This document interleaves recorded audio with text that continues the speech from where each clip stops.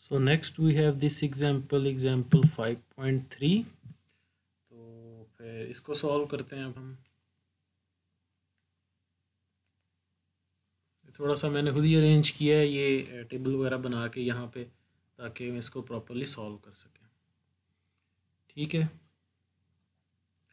तो यहाँ पे वही हमारे पास प्रॉब्लम है। उसने कहा draw the shear and bending movement diagram, and उसके बाद क्या करना है हमने, movement diagram for the beam and loading. तो वही हमारे पास फार्मूला है बेसिकली, क्या था, D V over D X is equal to minus W. ये किसके लिए था, शेयर फोर्स का था। और दूसरा फार्मूला क्या था, D M over D X is equal to, ये हमारे पास मूवमेंट का फार्मूला था। ठीक हो गया। तो अब हम इसको क्या करते हैं, सॉल्व करना स्टार्ट करते हैं। सबसे पहले तो आपने क्या करना है, रिएक्शन फाइंड कर लेना है। रिएक्शन कैसे फाइंड करते हैं आपको पता है, sigma F Y is equal to 0 कर देना है, and then movement about point A is equal to 0 करके आपने दोनों रिएक्शंस फाइंड कर लेने। जब आपने दोनों रिएक्शंस फाइंड कर लिए तो उनकी वैल्यू आ गई। ये एक रिएक्शन आर ए आपके पास, इसको आप आर ए कह दें, आर ए आ गया 18, और आर डी हमारे पास जो रिएक्शन आ गया वो आ गया आर डी।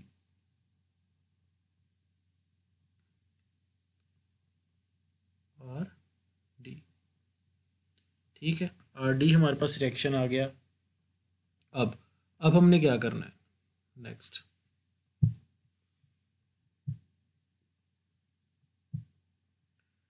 ठीक हो गया। अब सबसे पहले तो हमने ड्रा करनी है share force diagram. Share force diagram में सबसे पहले आपके पास, आपने देख लिया यहाँ पे 18 है, तो आपने ये शेयर फोर्स का ये पॉइंट बना दिया। ये बेसिकली हमारे पास क्या है, 18। ठीक है, यहाँ पे थोड़ा सा पेन का इशू है, मैंने चेक भी किया था कि ये वर्क करता है या नहीं करता, पर मेरा ख्याल है कि यहाँ पे ये इशू है थोड़ा सा।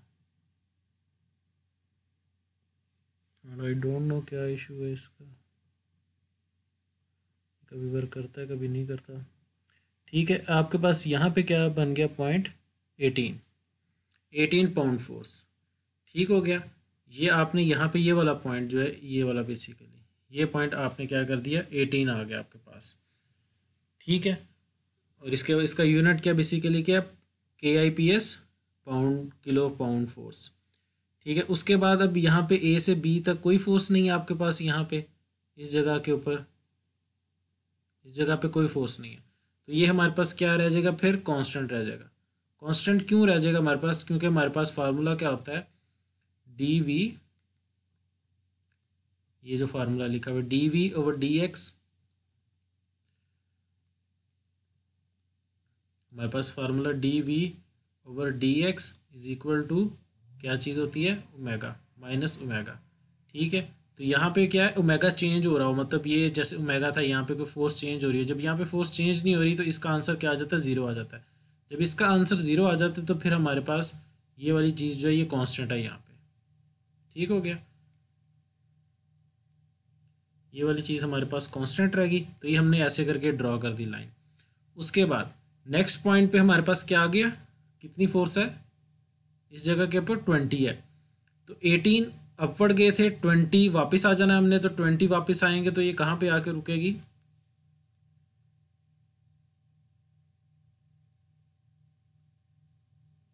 और ये 20 यहाँ पे। 20 अगर आप 18 ऊपर जाएंगे तो ये 20 आ जाएगा, तो ये कौन सा पॉइंट बन जाएगा हमारे पास, -2 पॉइंट बन जाएगा। उसके बाद देखें बी से सी भी कुछ नहीं है, बी से सी कुछ नहीं है, तो हमारे पास यहाँ पे ये कांस्टेंट अगेन आ जाएगी। ठीक हो गया। अब सी पॉइंट पे 12 फोर्स और लग रही है हमारे पास, जो 12 फोर्स और लग रही है तो इसके अंदर आप क्या करें, 12 और ऐड कर दें, तो ये नीचे कहाँ तक चला जाएगा, ये 2 था, -2, -12 और चला जाएगा, तो ये पॉइंट आ जाएगा हमारे पास, कितना आएगा, -14। ये पॉइंट आ गया -14। अब सी से डी भी हमारे पास कोई चीज़ चेंज नहीं हो रही, तो अब ये पॉइंट यहाँ से यहाँ तक कोई चीज़ चेंज नहीं हो रही, सी से डी पॉइंट पे आ गया। ठीक है, अब डी पॉइंट पे कितना है, डी पॉइंट पे फोर्स लग रही है अपवर्ड को 26, ये देखें यहाँ पे 26। अब -14 में 26 ऐड करेंगे तो हम वापस ऊपर चले जाएंगे और हमारे पास आंसर क्या आएगा, 12। 12। ये 18 की लाइन थी तो ये इसके बराबर नहीं आएगा, बट ऑलमोस्ट कुछ अगर मैं दोबारा ड्रॉ कर दूँ तो लाइक इस जगह पे शायद कोई आ जाए।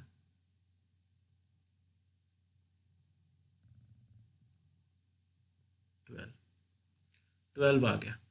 अब जब 12 आ गया हमारे पास, उसके बाद अब यहाँ पे देखें, अब एक्चुअल फार्मूला ये वाला लगेगा हमारे पास, D V over D X is equal to minus omega, और हमारे पास माइनस ओमेगा कितना है 1.5 माइनस 1.5। इसका क्या मतलब है कि ये वाली स्लोप जो है हमारे पास, यहाँ से जो स्लोप आनी है उसकी वैल्यू कितनी होगी हमारे पास, -1.5। और यहाँ पे मोमेंट लास्ट पॉइंट पे, क्योंकि यहाँ पे कोई शेयर फोर्स नहीं लग रही होती, तो यहाँ पे शेयर फोर्स हमारे पास ये वाला पॉइंट जो है यहाँ पे आके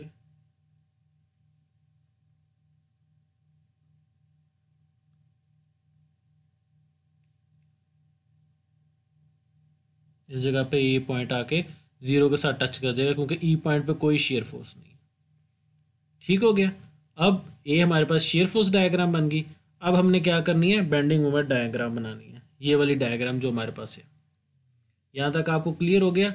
ये D V by D X minus omega, अब वो क्या है, ये चेंज हो रहा है, जैसे जैसे एक्स चेंज हो रहा है वी की वैल्यू चेंज हो रही है, तो वो हमारे पास क्या बनेगा, स्लोप की फॉर्म में बनेगा सबसे पहले तो।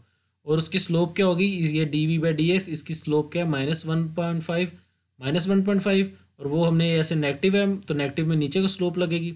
और ई पॉइंट पे कोई शेयर फोर्स नहीं आती, तो शेयर फोर्स यहाँ पे ज़ीरो आ जाएगी। ये कॉमन, ये एक लाइक कॉमन बात है कि आपको पता है कि ई पॉइंट के ऊपर कोई भी शेयर फोर्स नहीं लग रही, ना ए पॉइंट पे ना ई पॉइंट के ऊपर।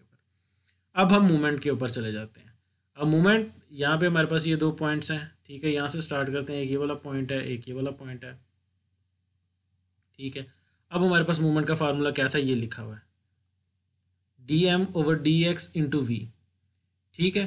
तो सबसे पहले हम इसको यहाँ पे करते हैं, D M over D X is equal to V. अब वी हमारे पास इस डायग्राम से देखना है, वी की वैल्यू क्या है 18। इसका क्या मतलब है कि ये वाली जो स्लोप ऐसे करके बननी है, इसकी वैल्यू क्या होनी है, पॉजिटिव 18। ये स्लोप है, मैं स्लोप की वैल्यू बता रहा हूँ। स्लोप हमारे पास क्या है 18 आ गई, ठीक है। और ये वाली वैल्यू क्या आनी है वो तो हमें पता है, कैसे निकालते होते हैं, 18 है। और ये वाला डिस्टेंस कितना है हमारे पास, ये वाला यहाँ से लेके यहाँ तक, ये है 6 फीट। 18 × 6 मल्टीप्लाई करेंगे तो हमारे पास आंसर आ जाएगा। तो वो वाला ये वाला पॉइंट बनेगा, ये मूवमेंट का ये वाला पॉइंट, ठीक है। और ये बनता है 108। तो ये वाला पॉइंट बन गया 108 हमारे पास। और ये नेगेटिव स्लोप ऊपर को जा रही है, ये 18 ये शो कर रहा है, ठीक हो गया। अब उसके बाद सेकंड पॉइंट को सॉल्व करते हैं, इस वाले पॉइंट को। इस वाले पॉइंट में हमारे पास क्या है, -2 है। तो एक तो पता चल गया कि हमारे पास जो ये डी एम और D X is equal to second वाले पॉइंट में क्या आएगा, -2। D M over D X is equal to -2 आएगा, ठीक है। इसका क्या मतलब है, स्लोप नीचे को आनी है -2, मतलब ये स्लोप की वैल्यू क्यों आनी है -2, ठीक है। और ये वाली वैल्यू कितनी होनी है, अब ये वाली वैल्यू कैसे फाइंड करेंगे।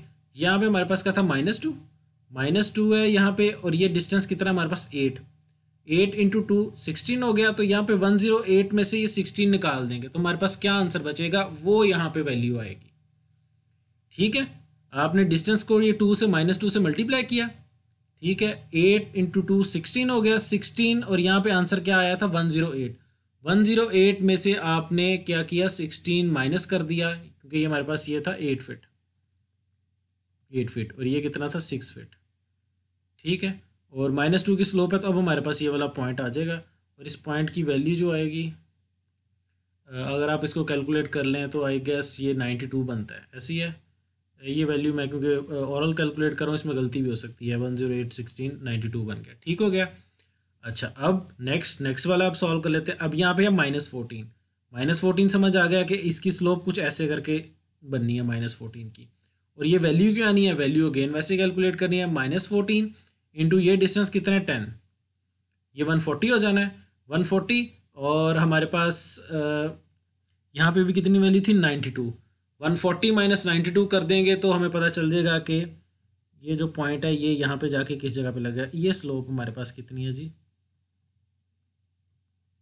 ये स्लोप हमारे पास है -14, ठीक है। और अब हमें पता चल गया ये 10 फीट था। और ये वाला पॉइंट अगर आप इसको कैलकुलेट करेंगे तो ये रफली जो भी यहाँ पे वैल्यू आएगी उसको लिख लें, ठीक है, अगर मैं वैल्यू कैलकुलेटर पे कैलकुलेट कर ही लेता हूँ तो ये बनती है ऑलमोस्ट, एक सेकेंड,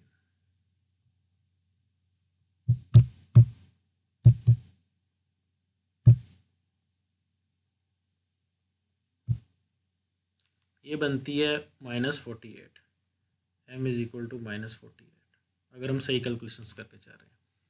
ठीक हो गया, समझ आ गई। अब लास्ट वाला पोर्शन रह गया।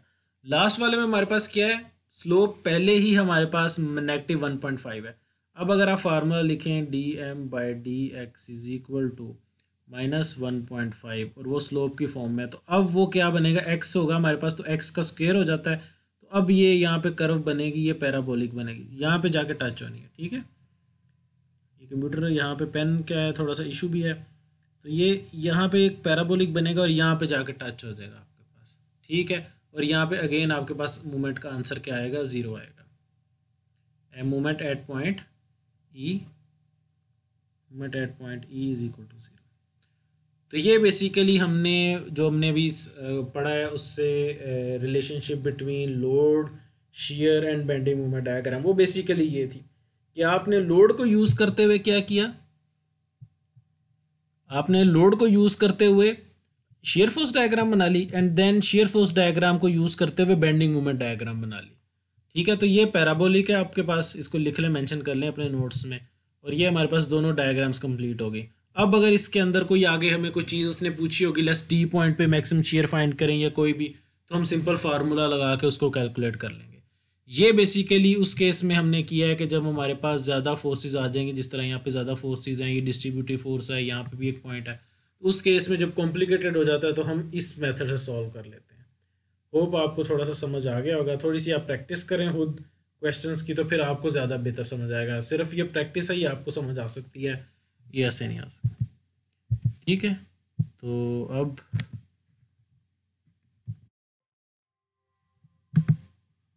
ठीक है, तो ये मैंने खुद डायग्राम यहाँ पे ऐड की थी, इसको मैं डिलीट कर देता हूँ। ये उसने मेथड बताया हुआ था, यहाँ पे ये ऑलमोस्ट सारा सॉल्व किया हुआ है। पहले रिएक्शंस फाइंड किए हैं, एम ए रिएक्शन, आप दोनों रिएक्शन फाइंड कर सकते, दोनों जब रिएक्शन फाइंड कर लिए, फिर उसने बताया dv/dx -w and dv is equal -w को यूज़ करते हुए आपने ये डायग्राम बनानी, ये मैंने आपको बनानी सिखा दी है, पीछे सारी खुद बनाई है।